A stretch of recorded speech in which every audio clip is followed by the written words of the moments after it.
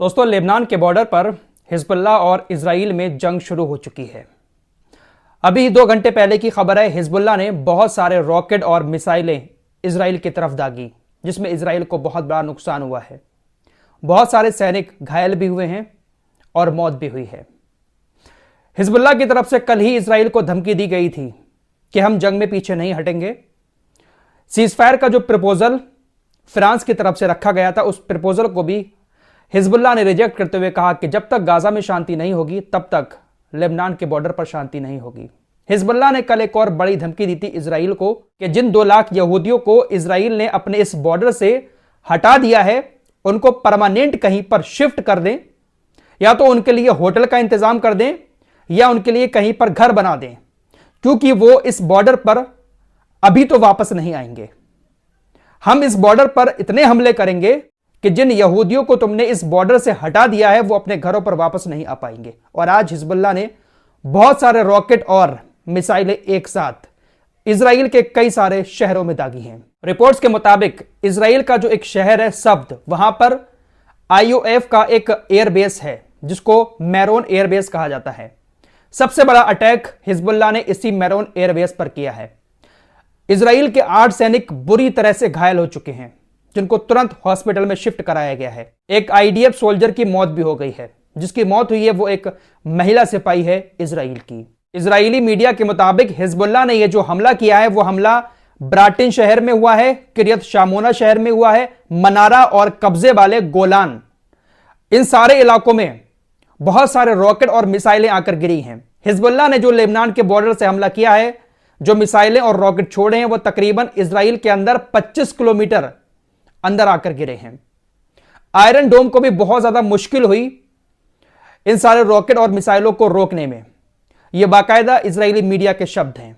Hezbollah के इस हमले के फौरन बाद इजराइल का जो कट्टरपंथी नेता है बेन गवीर, इसने कहा कि यह अब युद्ध शुरू हो चुका है।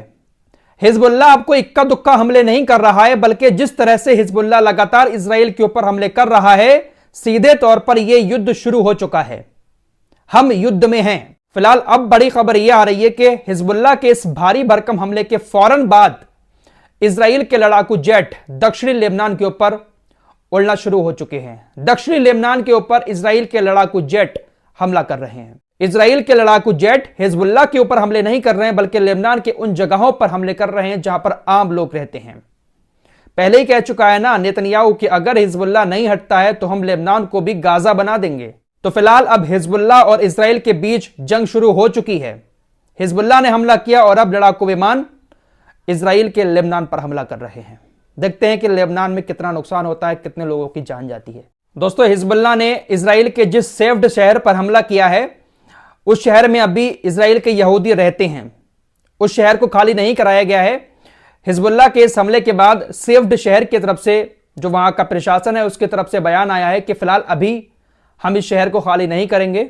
इजराइल के हमलों की वजह से हमारा कोई ऐसा प्लान नहीं है कि हम इस शहर को खाली करके तेल अवीव की तरफ यहूदियों को भेजें। एक और बड़ी खबर इजराइल से आ रही है। इजराइल के जो बंधक हमास के कब्जे में हैं, उनकी फैमिली वालों ने इंटरनेशनल कोर्ट ऑफ जस्टिस में हमास के खिलाफ मुकदमा करने की तैयारी कर ली है। इजराइल के बंधकों के परिवार वाले इंटरनेशनल कोर्ट ऑफ जस्टिस में नीदरलैंड के अंदर जा रहे हैं और वहां पर जाकर हमास के खिलाफ मुकदमा करेंगे। अब देखने वाली बात होगी कि ये लोग जो हमास के खिलाफ मुकदमा कर रहे हैं, इस मुकदमे को लेकर किस तरह की सुनवाई इंटरनेशनल कोर्ट ऑफ जस्टिस में होती है और उसके बाद इंटरनेशनल कोर्ट किस तरह का फैसला हमास को लेकर सुनाता है, यह देखने वाली बात होगी।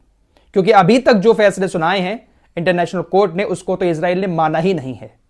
फिलहाल कल अफ्रीका ने भी इंटरनेशनल कोर्ट को एक बार फिर से कहा है कि आप तुरंत दखल दें। रफा के अंदर जिस तरह से इजराइल हमले कर रहा है, एक बहुत बड़ा विनाश यहां पर हो सकता है। याह्या सिनवार को लेकर भी इजरायली मीडिया का कहना है कि सिनवार अभी जिंदा है और गाजा के अंदर सुरंगों में ही है, और गाजा के अंदर सुरंगों में रहकर ही वो सारे ऑपरेशन गाजा के अंदर इजरायली सेना के खिलाफ चला रहा है। सिनवार गाजा में है और वो जिंदा है। हमास के नेता इस्माइल हानिये ने आज ईरान के विदेश मंत्री से मुलाकात की। ईरान के विदेश मंत्री से मुलाकात करने के बाद उन्होंने ईरान का शुक्रिया अदा किया कि उन्होंने फिलिस्तीन की लड़ाई में हमारा बहुत ज्यादा साथ दिया है। बहुत एक लंबी बातचीत हुई है इस्माइल हानिये और ईरान के विदेश मंत्री के बीच। दोस्तों लास्ट वीडियो में ही मैंने आपको खबर दी थी कि फ्रांस ने इजरायली सेटलर्स पर प्रतिबंध लगा दिया है। इजराइल के वो यहूदी जो वेस्ट बैंक के अंदर फिलिस्तीनियों के ऊपर हमले करते हैं, ऐसे 28 यहूदियों के ऊपर प्रतिबंध लगा दिया है फ्रांस ने। फ्रांस उनको वीजा नहीं देगा और फ्रांस के अंदर आने की भी अब उनको इजाजत नहीं दी जाएगी। रजब तैयब एर्दोगान का आज फिर एक बयान आया है। रजब तैयब एर्दोगान ने कहा है कि हम इजराइल और हमास के बीच सीजफायर की डील करवाने के लिए, राजीनामा करवाने के लिए, बिचौलिया बनने के लिए तैयार हैं। अभी तक कतर और मिस्र बिचौलिया बने हुए थे, लेकिन अब तुर्की भी कह रहा है हमास और इजराइल के बीच जो भी बातचीत होगी, हम बीच में पड़कर दोनों की बातचीत एक दूसरे तक पहुंचाएंगे और कोशिश करेंगे कि सीज फायर हो। बड़ी खबर यह भी आ रही है कि मिस्र और तुर्की के रिश्ते थोड़े से सुधरते हुए नजर आ रहे हैं। 12 साल के बाद तुर्की का कोई राष्ट्रपति मिस्र के अंदर पहुंचा है। मिस्र और तुर्की काफी इनकी दुश्मनी चलती है। फिलहाल रजब तैयब एर्दोगान मिस्र के दौरे पर आज पहुंचे हैं। मिस्र के राष्ट्रपति ने काफी गर्मजोशी के साथ रजब तैयब एर्दोगान का स्वागत किया है। देखते हैं कि रजब तैयब एर्दोगान का यह दौरा गाजा और रफा के लोगों के लिए कुछ राहत लेकर आएगा, क्योंकि मिस्र ही है जो सबसे ज्यादा करीब है रफा और गाजा के लोगों के लिए। दोस्तों खान यूनिस के अंदर जो अल नासिर हॉस्पिटल है, इकलौता यही हॉस्पिटल बचा है जो थोड़ा बहुत काम धाम कर रहा है। बहुत सारे लोग यहां पर रह भी रहे हैं जिनके घर तबाह हो गए हैं। इजरायली सेना अल नासिर हॉस्पिटल को बहुत दिनों से टारगेट कर रही है।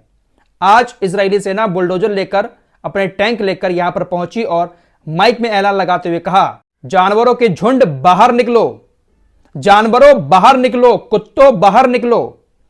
इस तरह की भाषा का इस्तेमाल करते हुए लाउड स्पीकर में गाजा के लोगों को स्कूलों से और हॉस्पिटलों से, खान यूनिस के उस एरिया से इजरायली सेना बाहर निकलने के लिए कह रही थी।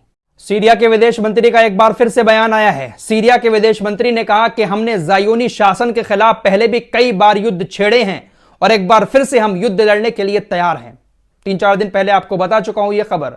सीरिया ने ऐलान कर दिया है कि हमारा जो गोलान हाइट्स है हम उसको आजाद करवा कर रहेंगे, जहां पर इजरायली यहूदियों ने कब्जा करके अपनी बस्ती बना ली है। तो विदेश मंत्री सीरिया के जंग लड़ने का ऐलान इजराइल से कर रहे हैं। रूस के राष्ट्रपति व्लादिमीर पुतिन ने कहा है कि हम सभी को फिलिस्तीनी राज्य की स्थापना करने के लिए एक नई तरीके से शुरुआत करनी पड़ेगी। एक नई शुरुआत करें और फिलिस्तीन को अलग देश बनाएं। स्पेन और आयरलैंड ने यूरोपीय यूनियन से कहा है कि वो जांच करे कि कहां पर इजराइल गाजा में मानवाधिकारों का उल्लंघन कर रहा है। यूरोपीय यूनियन को इस बात की जांच करनी चाहिए, लेकिन कहां यूरोपीय यूनियन जांच करेगा। यूरोप के तो बहुत सारे देश इजराइल को सपोर्ट किए ही जा रहे हैं। फिलहाल इस रिपोर्ट में इतना ही। मिलते हैं कुछ और नई खबरों के साथ, तब तक के लिए अपना ख्याल रखिए। अल्लाह हाफिज।